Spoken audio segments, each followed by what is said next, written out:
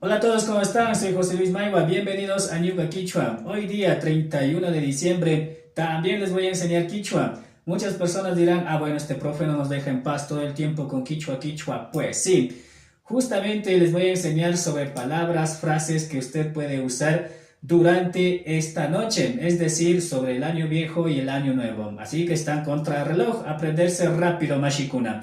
La primera palabra es Wata.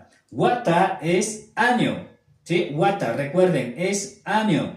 También aquí viene ya lo que es año viejo. En Quichua se dice Ruku Wata. Ruku significa viejo, Wata, pues ya saben, año. Ruku Wata viene a ser año viejo. También este mes de diciembre en Quichua se dice Kapak Quilla. Kapak es diciembre, siempre hay que acompañarle también de la palabrita quilla. Kapak Quilla, haré mes de diciembre.